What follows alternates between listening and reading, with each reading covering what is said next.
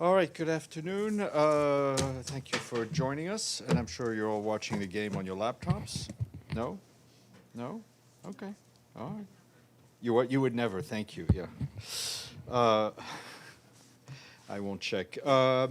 Just a reminder, 12:45, there'll be a briefing here on the Sustainable Development Goals Report 2026. It will be launched by our Deputy Secretary General, Mina Mohammed.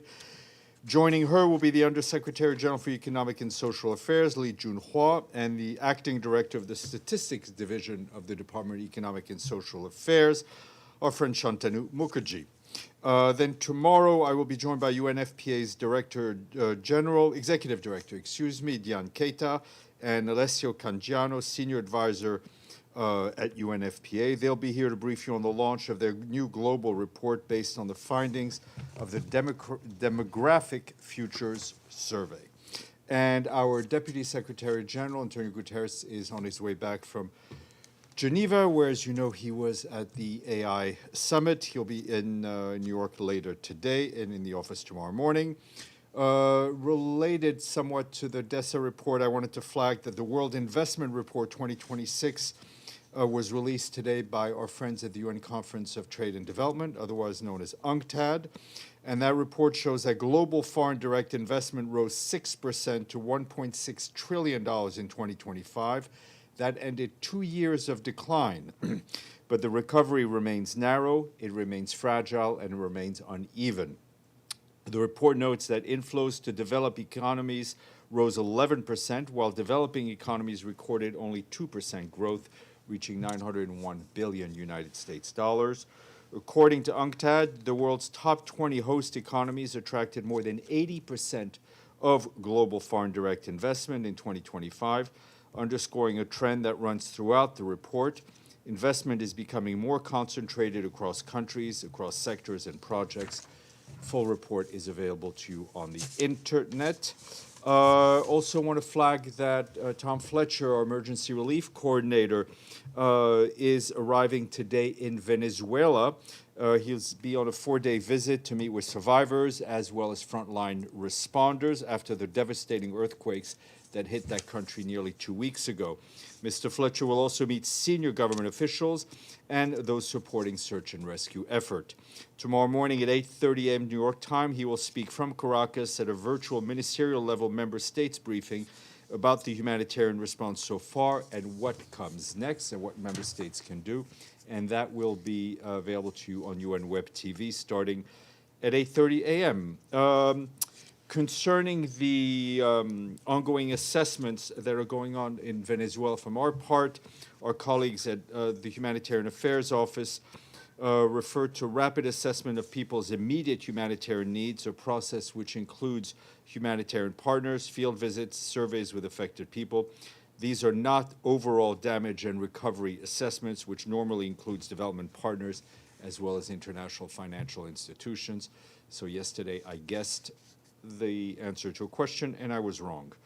OCHA also wants to clarify that the current status of humanitarian funding for Venezuela, which, as you know, had a response plan in place prior to the earthquake. Before the earthquakes, the $632 million humanitarian response plan for Venezuela had received around $115 million. Since then, total reported funding for that plan has increased to $300 million, and we expect to hear more about the appeal in tomorrow morning's member states briefing by Tom Fletcher. Meanwhile, on the ground, we, along with our humanitarian partners, are continuing to help coordinate and deliver assistance to meet people's most urgent needs in support of the government-led efforts in Venezuela. The World Food Program provided ready-to-eat food kits to nearly 2,400 people and family food baskets to over 4,100 at response centers and shelters that have been set up. They also provided about 5 metric tons of food through community kitchens in LaGuardia. Since the response efforts began, the World Food Program has reached more than 25,000 people with food assistance. That was much needed. WFP, though, aims to reach 500,000 human beings sheltering in affected areas during the first 3 months of the response, and has the operational capacity to scale up assistance to up to 1 million people if the funding comes in. Moving to Lebanon, where Jean Arnaud, the officer in charge of the Office of the Special Coordinator for Lebanon, kicked off a visit to Israel today. He is scheduled to meet with senior officials for discussions on the importance of consolidating the cessation of hostilities and advancing the implementation of Security Council Resolution 1701. We will keep you updated as the meetings take place, and we are briefed on them. In recent days, he also held meetings in Lebanon with senior government officials. Yesterday, he met with the Minister of Interior, Ahmad al-Ajjar, and separately with Lebanese Army Commander, General Rodolphe Heikel. Discussions with the officials focused on recent developments and efforts to strengthen stability in Lebanon. On the humanitarian front in Lebanon, our humanitarian colleagues tell us that the situation on the ground remains critical, with major protection concerns and significant gap in essential services, despite the reduction of hostilities after the ceasefire that was announced on June 19th. While returns continue, military activities and security incidents are still being reported, and conditions remain fragile in many areas. More than 500,000 displaced people have begun returning to their communities, but tens of thousands remain displaced, including more than 34,000 people still living in collective shelters. Many families are reluctant or unable to return due to damaged housing, due to insecurity, and due to the continued presence of unexploded ordnance and the absence of basic services in their home villages. Children continue to bear a disproportionate burden to this crisis. According to UNICEF, an estimated 308,000 children remain displaced. More than 1 million children require some sort of humanitarian assistance, and 62 unaccompanied or separated children have been identified. Disrupted education, psychosocial distress, limited access to services continue to impact children across the conflict-affected areas. Partners are also reporting increased protection concerns linked to child labor, school dropout, exploitation, gender-based violence, domestic violence, harassment, movement restrictions, and barriers to accessing humanitarian services. These concerns are particularly acute in conflict-affected communities.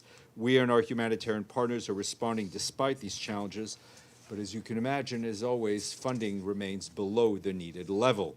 The revised flash appeal launched by us and the government of Lebanon in June seeks $640 million to support 1.4 million vulnerable people through August. So far, the appeal is only 42% funding, which leaves us with critical and active gaps in our work.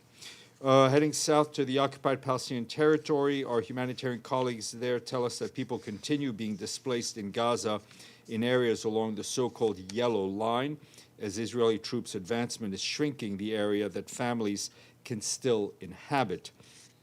According to initial information received this morning, at least 9 families were displaced from Dahab displacement site in southern Gaza, with some saying they fled advancing tanks. Shooting and injuries were also reported nearby. Our humanitarian partners are responding by providing newly displaced people with tents, with shelter items, and other basic assistance. Support to those facing protracted displacement continues. Last week, we and our partners supported more than 30,000 households, including through vouchers. The aid included more than 250 tents, 10,000 tarpaulins, 10,000 bedding items, and nearly 15,000 kitchen sets. However, the number of families assisted is declining because of funding shortfalls that compound restrictions on the entire area of Gaza. On the restrictions on the entry of items into Gaza.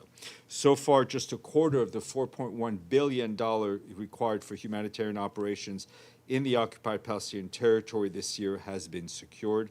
Meanwhile, yesterday, our colleagues from the World Health Organization said while teams are providing wheelchairs, crutches, prosthetic limbs, walking aids to people with complex injuries, the support, as always, falls very much short of the actual need. Over 43,000 people with life-changing injuries require rehabilitation in Gaza, yet only 1/3 of the need for assistive devices has been met.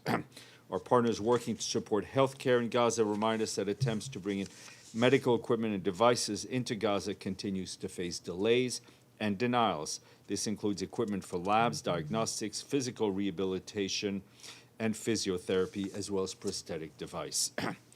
Quick update on the work of Pekka Haavisto, our Secretary General's personal envoy for Sudan. I can tell you that he's currently in Chad, where he's holding meetings with national authorities and diplomatic counterparts to discuss the current situation in Sudan and its regional implications. He's also expected to visit camps hosting Sudanese refugees in Chad. This visit comes amid growing concern over the regional dimensions of the conflict in Sudan. Mr. Haavisto is engaging with all relevant stakeholders, including neighboring countries, with a view to preventing any further escalation in advancing dialogue towards a resolution of the conflict. In the coming weeks, he's expected to return to Sudan for further political meetings. And a quick note from the Central African Republic on the humanitarian situation, where our colleagues say that we and our partners are mobilizing emergency assistance to meet people's urgent needs following clashes just over a week ago in the town of Amdafok, near the country's border with Sudan. Displaced people displaced by the fighting there urgently need protection support. They need health care, and they need access to safe drinking water. The security situation remains volatile, with the town's sole health facility apparently having been looted. While humanitarians were able to deliver 400 tarpaulins and other shelter assistance to the town over the weekend, the rainy season has rendered the main road into the town impassable, hampering efforts to scale up the response. Some 24 metric tons of humanitarian cargo are still awaiting transport. Meanwhile, about 1,000 people displaced from villages around Amdafok have sought safety in Birao, putting pressure on already stretched resources in the town, which is hosting 25,000 refugees from Sudan. Just two more brief notes. WMO, the World Meteorological Organization, today released a report that shows the vast ocean expanse in the Southwest Pacific is becoming hotter and more acidic. This is harming local economies and marine ecosystems, while rising sea levels threaten vulnerable coastal communities and low-lying island nations. The report shows that how the region had its second warmest year on record, just behind 2024, with extreme weather causing a widespread disruption, economic damage, and loss of life. According to WMO, last year, the remaining tropical ice cover in Papua, Indonesia, was estimated to be only about 2% of the ice observed in 1988. The last remaining tropical glacier of the region is expected to disappear by the end of this year or early next. And lastly, today is World Kiswahili Language Day. Kiswahili is one of the world's most widely spoken languages, with more than 200 million speakers across Africa and beyond. And on that note, I will say to you, maswali. Anybody knows what that means? Questions. Ah, now you're paying attention. Yes, ma'am, please. Thank you. So my question is about Cuba. So on Cuba, we can see the General Assembly has voted for years to call end to the U.S. embargo. But until now, we can see the embargo still in the place. So what's the Secretary General's message today, especially on the impact on the people in Cuba? Well, I mean, I think, as you know, the Secretary General of the UN system as a whole has been following very closely the humanitarian situation in Cuba. We have done, working with our country team, we have trying to do our best to support the Cuban people in this difficult moment. We've also been involved in efforts to get fuel in to Cuba for humanitarian purposes. We continue to be very concerned about the situation on the ground and the impact of the ongoing energy shortage and the knock-on impact it has on healthcare, education, and just basic services. I think it's very important that there be some sort of measures to alleviate this situation. And obviously, the Secretary General continues to believe that there is a broader need for dialogue, cooperation, respect for international law, and he recalls the long-standing position of the General Assembly, which has consistently called, as you said, for an end to the embargo imposed by the U.S. on Cuba. Ephraim.